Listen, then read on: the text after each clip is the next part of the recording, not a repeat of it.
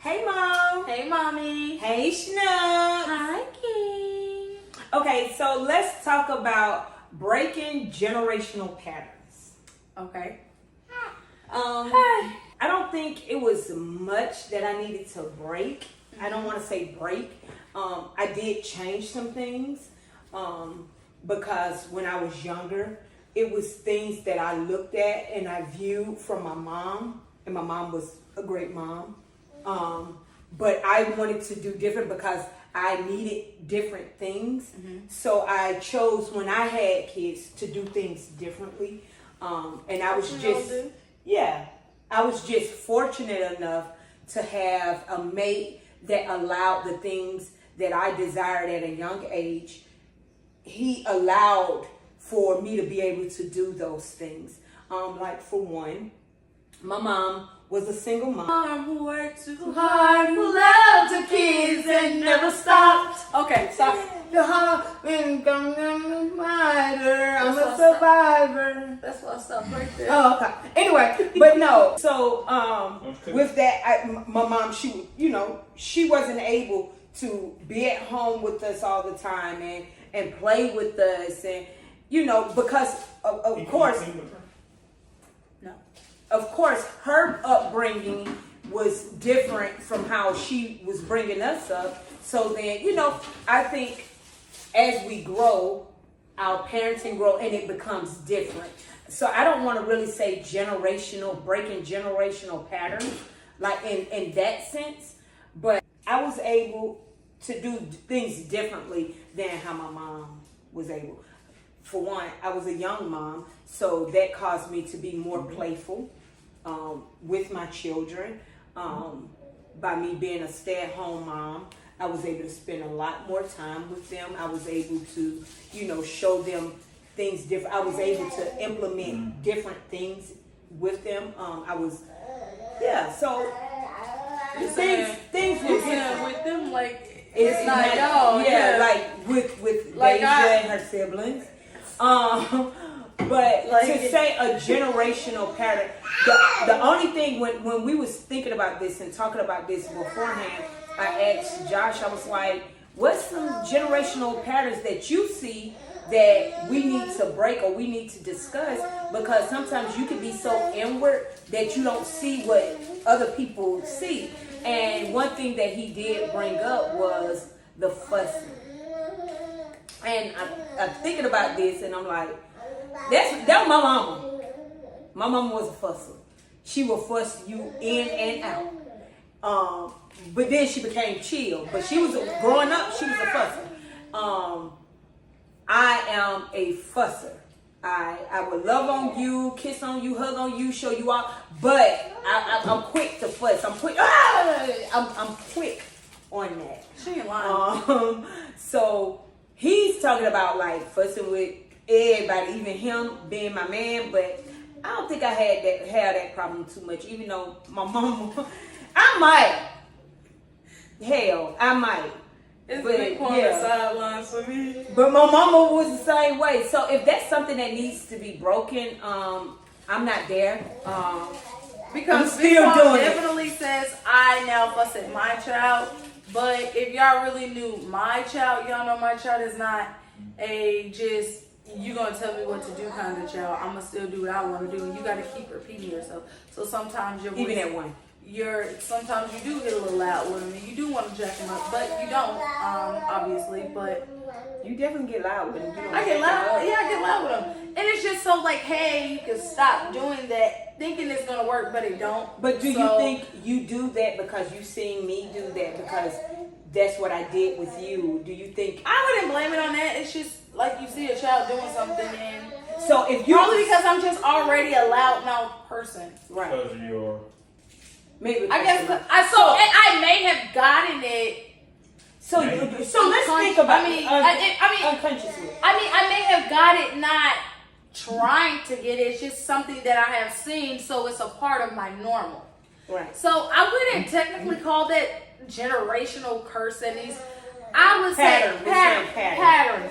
So I am taking a different approach because, like for instance, Ken is not a yeller. King could be doing something that I'm like, Oh, he yelled today about that cord. my thing is, he gonna say something, he'll do something like that, but he's like, you don't want to just yell at him because you want him to know why you're saying the things that you're saying. So I am taking that approach as well because I can, if there's room for me to grow, I'm willing to grow in those areas. So there are times where I'm like, hey, you cannot do that, and that's because of this. Rather me just saying, leave that alone. Did I say stop? And See, he already, that's what he used to. Y'all heard him say something in the background. And so I am learning a different approach with that. And, but I don't think it as a bad thing, but I can't judge my own paper. I can't grade my own paper. So somebody else will have to tell me what they see and how I can improve, because at that point, they would be the teacher and I would be the student in that scenario with things like that. She keeps surprising me. She keeps surprising me saying that, how she can't grade her own paper, So like how you just said, I yelled. If we don't see that it's a problem, somebody else, you would be the teacher that say, hey, this is what's wrong and this is how you can improve it. And you over there saying you don't know what she's talking about. No, that girl went deep. Because if I was to grade so deep, if I was to grade my own that paper, she had to teach it to the teacher. Because I'm just saying, like, if I was to grade my own paper, I would give myself an A+ every time. Right. And apparently, yes. And in that area, Daddy didn't see it as an A+. So he was like, yeah, you get an F because you failed that whole thing. Because every time I see you, you yelling at him. So I'm the student in that. I can learn from that. So how can I grow? Let me get you another. That is King in the background wanting more crackers, and Big Paul doesn't know how to use his inside voice when recording is going on, so he is also yelling. Yeah. So but yeah, so but let's think about it, right? So if we can think we were different people, different times, doing different things. Okay, let me finish, girl, like this. You already about to open your mouth. Because you stopped me with what I was going to say. Go ahead. You was done. Go ahead. Go ahead. See, we still be getting into it, y'all. We still working. But no. Okay, so what I was about to say was, so just for a moment, if I was not the one to yell, if I was very soft-spoken, and I wasn't so animated in my bringing you guys up, and I was, oh, don't do that, let's not do that. Do you think that's how you would have been? Because you made the statement, I'm just loud, but you think that loudness it comes back to what you've seen and what you heard. And I think that's also because you had siblings as well, and all y'all are just loud, rowdy with each other. So it's kind of like you go. But why? Because the parent. Not just the parents with an S. That's true. Because also it was my mom, but it was also my dad. Even though he said it wasn't, but You're not loud. I'm loud. Again, it was my mom and it was my dad. But see, this goes back to what you were saying. You would give yourself an A+. I was just about to say, he can't say you're not loud. No, because you can't tell me my definition of loud. Now, we all know what loud is. He can get loud. Is he just a loud person? No.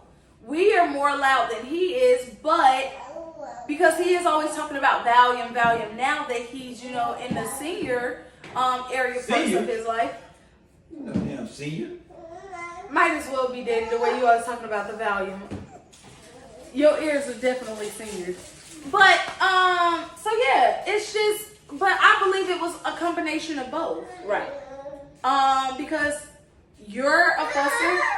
Dad was also a fusser and a lecturer. Right. He always wanted to sit somebody down to talk. Right. And he always wanted to fuss about little small stuff. And it's like, hey, can't catch a break without you saying something. I'm not fussing. Say again. Teaching. he's grading his own paper. So what do you call that? A teacher teaching a teacher. I call it cheating. Because you already know the answers and you're writing it on the paper. But the answers are wrong, so. Right. Yeah. So he'll stay right until somebody teach him. Right. What's wrong? Okay. Get your stuff together. And then you still stuffing something in there. All right. Okay. So, but it doesn't necessarily, I feel like this doesn't necessarily have to be about us and what we're going through in life. I feel like this also goes with how society thinks that we should be raising a child, because they also have generational patterns that they're used to, as far as like whooping kids or kicking kids out at 18, and because those are also some patterns that we have overcame, because I didn't get put out at 18. I was pregnant still in my mom and them house at 20, when I got pregnant, 26. So I'm 28 now, so 26? Yeah, 26. Yeah. So I was still living with my parents, and I still didn't have to leave. So, and if I wanted to come back today, y'all gonna open me with open arms? Yeah. Oh, okay. So, you get what I'm saying? So, what wouldn't we? So, I mean, you don't have to pay some bills, but. Again, we all have to do that in life. So that's not nothing that's gonna be new to me. So, that is also some things, because society thinks because my 1-year-old is popping me and beating on me, I should be beating him back and really like beating his behind. And it's like, yeah, see, no, that's not how we're going to do that. He's going to do the action, and then I'm going to have to come as the parent, and I'm going to have to teach him that, hey, that is not okay.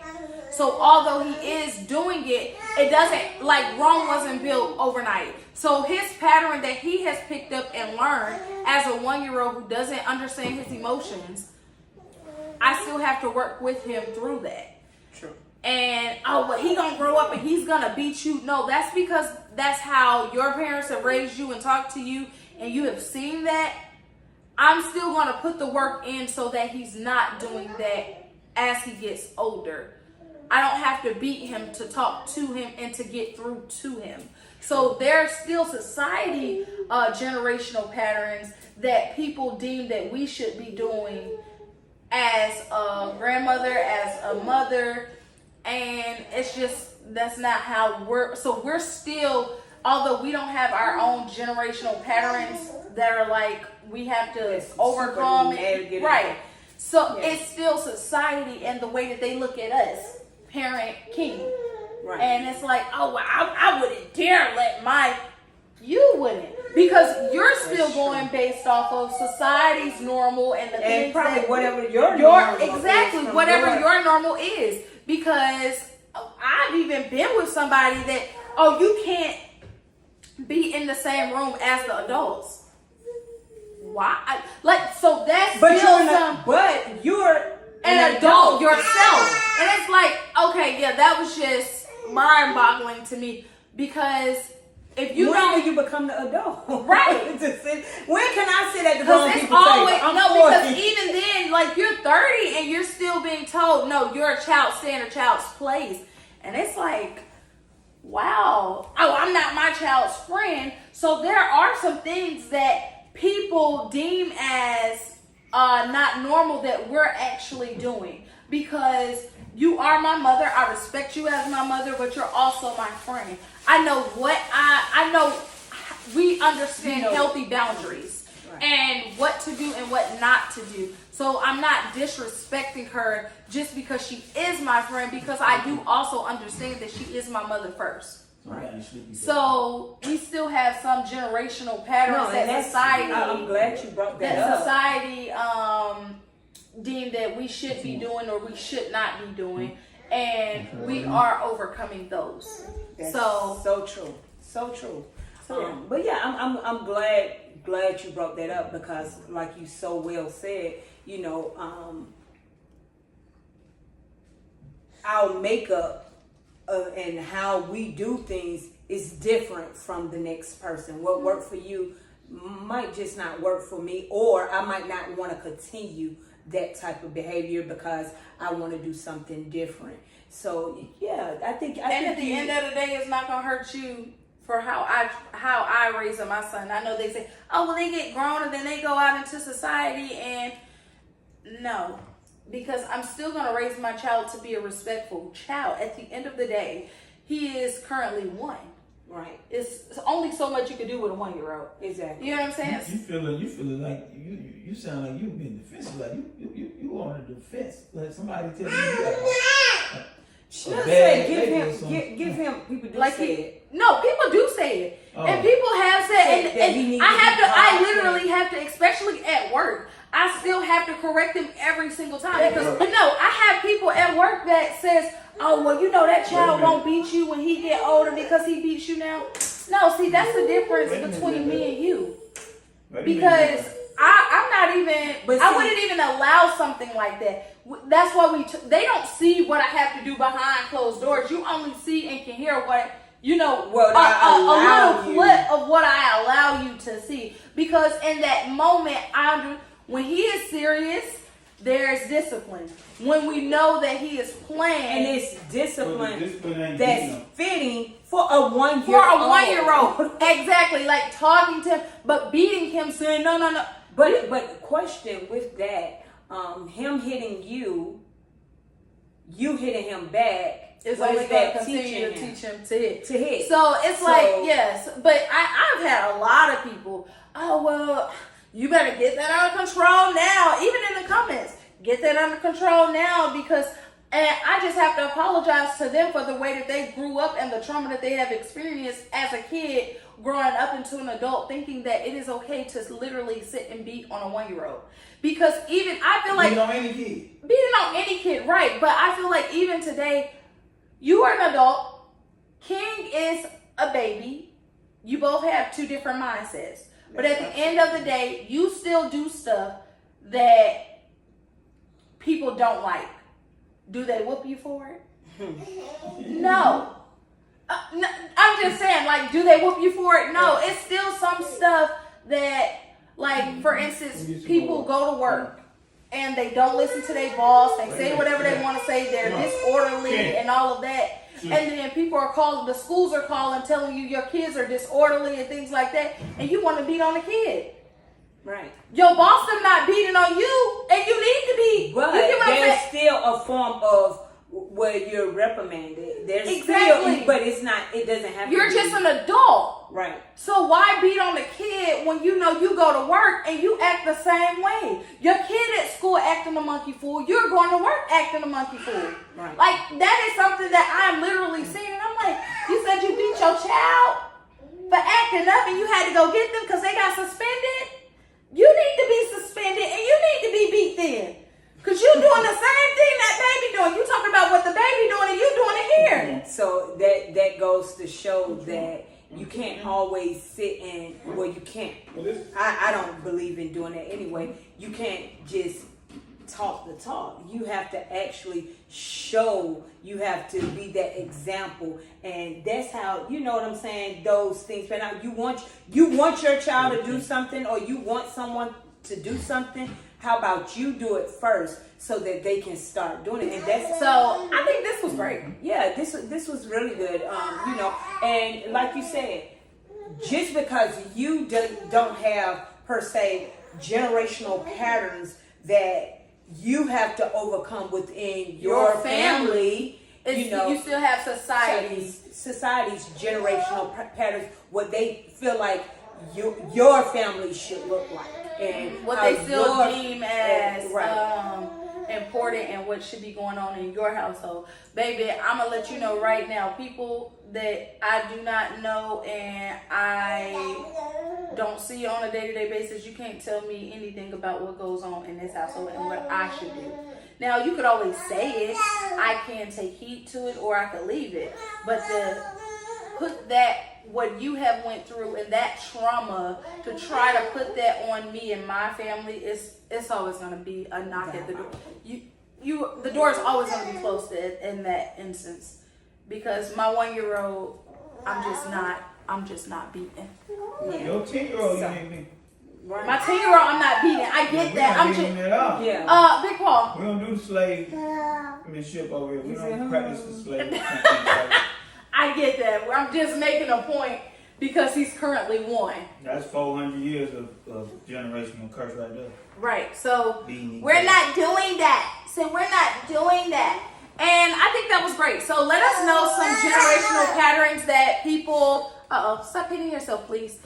Some generational patterns that you are having to overcome or working through, or even the generational patterns that society has placed on you that you're, then you should be doing. So yeah. I think this was great.